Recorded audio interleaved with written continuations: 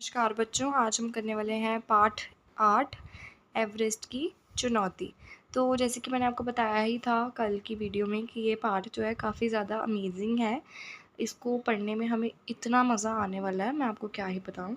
तो बहुत बहुत अच्छा पाठ है, तो चलिए पढ़ना शुरू करते हैं। एंड इसको हम उस तरीके से पढ़ेंगे जैसे सच में हम चढ़ाई कर रहे हैं एवरेस्ट पे, ठीक है। आशा करती हूँ कि आपको पता होगा कि एवरेस्ट एक सबसे बड़ा पहाड़ है ना। चलिए अब हम शुरू करते हैं। एवरेस्ट संसार का सबसे ऊंचा पर्वत शिखर है। शिखर मतलब चोटी, पॉइंट। यह समुद्र से 8,848 मीटर्स लगभग 9 की ऊंचा है। तो यहाँ पे मैं आपको हर नंबर को इंग्लिश में ही बताऊंगी, क्योंकि बहुत बच्चों को जो है ना हिंदी में या पंजाबी में नहीं पता लगता, इसलिए इंग्लिश डिजिट्स का यूज़ करूंगी मैं बोलने में, ठीक है। इसके उत्तर में तिब्बत है तथा दक्षिण में नेपाल। तो ये हमने बहुत ज़्यादा अच्छे से स्टार करके रखना है कि इसके उत्तर में जो है तिब्बत है और दक्षिण में जो है नेपाल है। तिब्बत इसे चोमोलिंगुमा अर्थात संसार की माता और नेपाल में सगरमाथा के नाम से पुकारते हैं। नेपाली भाषा में सगर का अर्थ बर्फ़ होता है, तो इसलिए बर्फ़ का माथा मतलब बर्फ़ वाली जगह। 1849 में एक सर्वेक्षण दल को पहली बार यह पता चला कि यह संसार का सर्वोच्च पर्वत शिखर है। तो यहाँ पे उन्होंने कहा है कि 1849 में सर्वेक्षण का मतलब होता है अधिकारी निरीक्षण को पता लगा कि पहली बार यह पता चला कि ये जो संसार का सर्वोच्च मतलब सबसे ऊंचा पर्वत शिखर है। उस समय इसे शिखर 15 नाम दिया गया। बाद में इसे एवरेस्ट कहा जाने लगा। इससे यह नाम भारतीय सर्वे विभाग के प्रमुख सर जॉर्ज एवरेस्ट के सम्मान में प्रदान किया गया। सबसे पहले 1921 में ब्रिटिश पर्वतारोहियों के एक दल ने इस शिखर पर चढ़ने का प्रयास किया, परंतु दक्षिण तिब्बत में इन्हें अनेक कठिनाइयों का सामना करना पड़ा। 3 महीने तक शिखर पर चढ़ने का प्रयास किया, परंतु 3 महीने तक संसार के इस अज्ञात भाग की यात्रा करने के बाद वे इंग्लैंड वापस लौट गए। तो यहाँ पे वो कहते हैं कि अज्ञात मतलब जिसे जाना ना गया हो, तो जिसे पता ना लगा हो, है ना। तो बिना किसी संसार के इस अज्ञात भाग से वो लौटकर कहाँ चले गए थे? इंग्लैंड। कहाँ लौट गए थे? इंग्लैंड। इसके दूसरे साल एवरेस्ट की चढ़ाई करने के लिए एक ब्रिटिश दल ने प्रयास किया, पर वह भी 8,321 मीटर की ऊंचाई तक ही पहुंच सका। उसके बाद तो अनेक दलों ने इस शिखर पर चढ़ने का प्रयत्न किया, किंतु सर्वप्रथम 1953 में शेरपा तेनसिंग और न्यूजीलैंड के एडमंड हिलौरी को शिखर छूने में सफलता मिली। तो यहाँ पे उन्होंने हमें ये बताया है, कहते कि 1953 में, आई होप बेटा द क्लियरेंसी इज़ ओके। सो कहते 1953 में शेरपा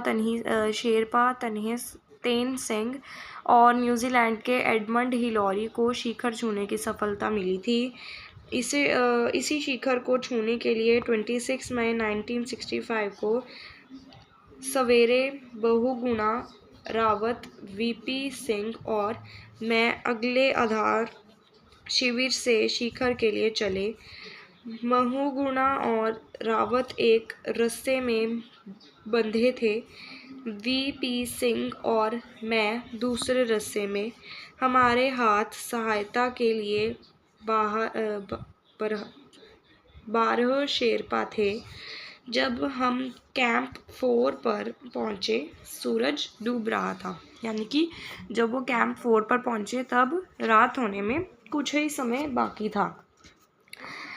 फिर कहते कि मैं सारी रात करीब करीब जागता ही रहा, क्योंकि मैं जानता था कि सोते समय अगर मैंने करवट ली तो तंबू लुढ़ककर 3000 फीट नीचे जा गिरेगा।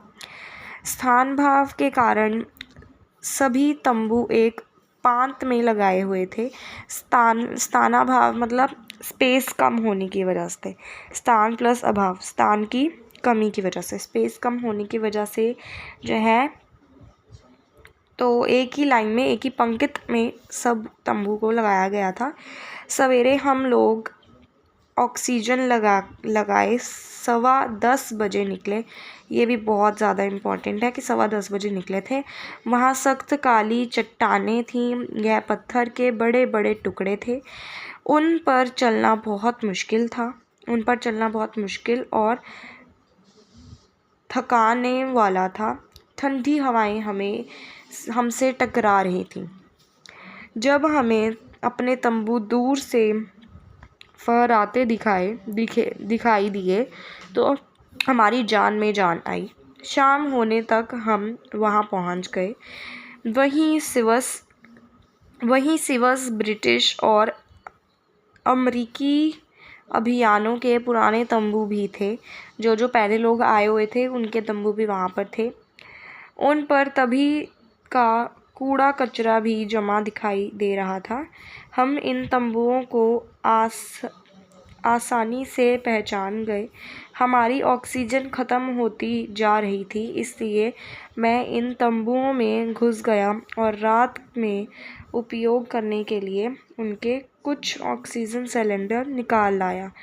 वहाँ वीपी सिंह बीमार पड़ गए। उनकी जगह फू दोरोजी हमारे साथ आकर शामिल हो गए। मतलब यहाँ पे उन्होंने बताया कि वीपी सिंह जो थे बीमार पड़ गए, तो वो नहीं आ पाए हमारे साथ। तो उनकी जगह कौन शामिल हो गया था? फू दोरजी। यहाँ मैं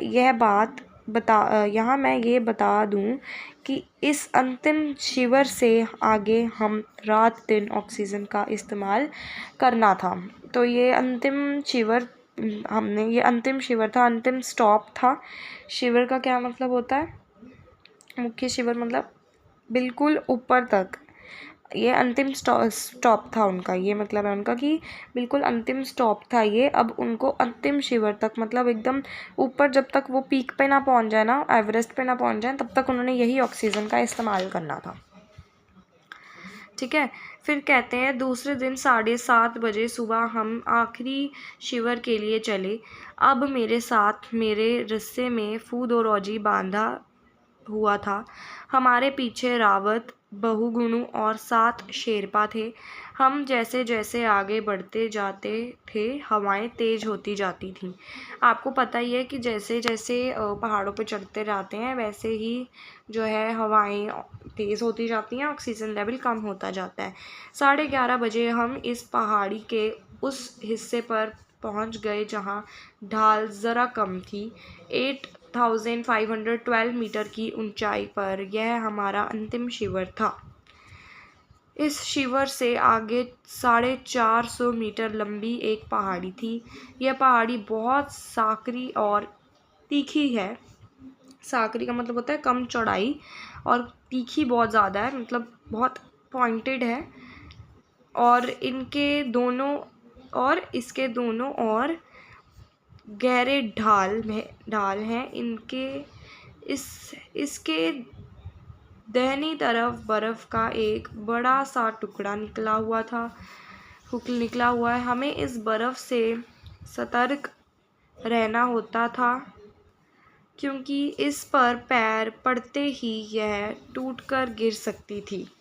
तो उनको चढ़ते चढ़ते ना इस पर बहुत ज़्यादा सतर्क रहना पड़ जाता, क्योंकि अगर उन्होंने ज़रा सा भी पैर इधर उधर किया तो वो नीचे गिर सकते थे। जैसे कि बर्फ़ जमी हुई थी, जैसे यहाँ पे बर्फ़ है, फॉर एग्जांपल यहाँ पे बर्फ़ है, तो उनको बहुत आराम से पैर रखना पड़ रहा था, ताकि बर्फ़ के भाव से बर्फ़ अगर नीचे गिर गई तो वो भी नीचे गिर जाएंगे, इसके डर से। मुख्य पहाड़ी पार कर हम दाईं ओर मुड़े। अब हमारे सामने इससे भी कठिन कार्य था। स्लेट की चट्टानों की एक विशाल दीवार पर पार करना। इस पर हाथ पैर टिकाने की कोई जगह नहीं थी। एक बार फिसलने का अर्थ होता 5000 मीटर नीचे तिब्बत में जा गिरना। इन चट्टानों पर हम थोड़े थोड़े चढ़ते रहे। आखिरकार यह काली चट्टान खत्म हुई। तो कौन चट्टान का क्या नाम था कि काली चट्टान। क्या नाम था? काली चट्टान। आखिर काली चट्टान खत्म हुई और हमने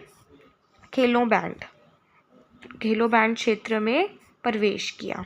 येलो बैंड क्षेत्र में प्रवेश किया। तो ये एक जगह होगी वहाँ पे। इसकी चट्टानों में पाली पाली धारियाँ हैं, इसलिए इसे येलो बैंड कहते हैं। तो अब येलो बैंड क्यों कहते हैं? क्योंकि इस जगह पर जो है पाली मतलब ये पीली धाराएं मतलब क्रैक्स हैं जिसमें कि येलो कलर शो होता है, इसलिए इसको हम क्या कह देते हैं? येलो बैंड कह देते हैं। इन पर चढ़ना अपेक्षाकृत सरल था, ठीक था। इन्हें पार कर हम दक्षिण शिखर के तल तक पहुँचे, जहाँ से बिल्कुल सीधी चढ़ाई शुरू होती है।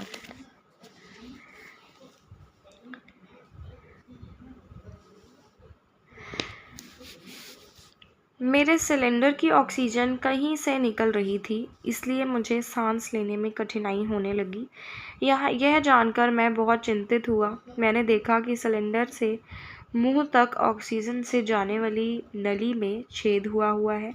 जो ऑक्सीजन जो होता है ना, जैसे ये ऑक्सीजन है तो यहाँ से ये जो पाइप लगी होती है मुंह पे लगने के लिए, तो यहाँ पे बीच में क्या था? होल था, जिससे ऑक्सीजन जो है बाहर आ रही थी यहाँ से।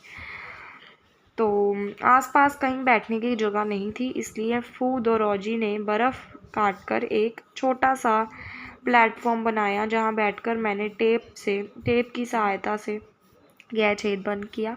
अब हम खुश होकर आगे बढ़ने ही वाले थे कि मुझे लगा कि कोई आदमी हमारे हाथ हिलाते हुए और हाँफते हुए बहुत धीरे धीरे बढ़ रहा है।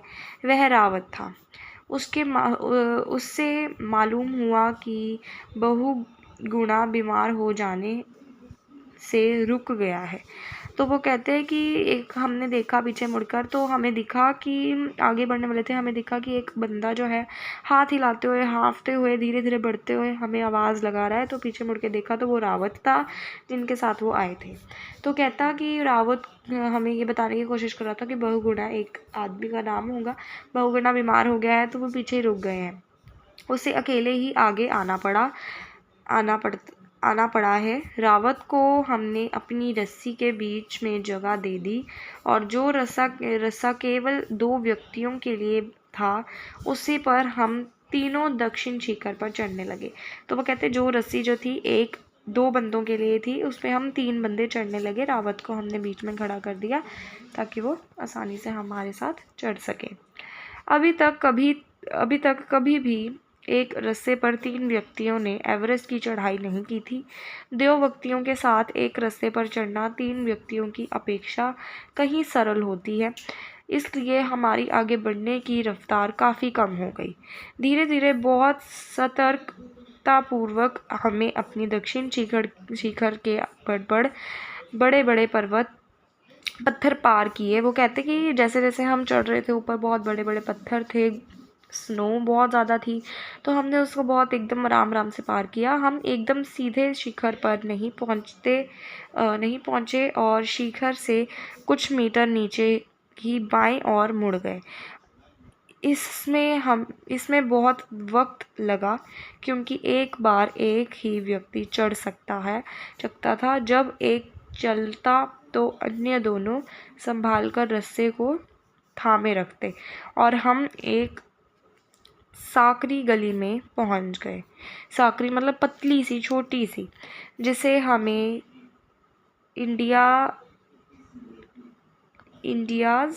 डेन, इंडियाज़ डेन नाम दिया। इसको हमने इंडियाज़ डेन का नाम दिया। यहाँ पहुंचकर हम बहुत प्रसन्न हुए। अब मुझे सबसे बड़ी चिंता हिलोरी की चिमनी की थी, क्योंकि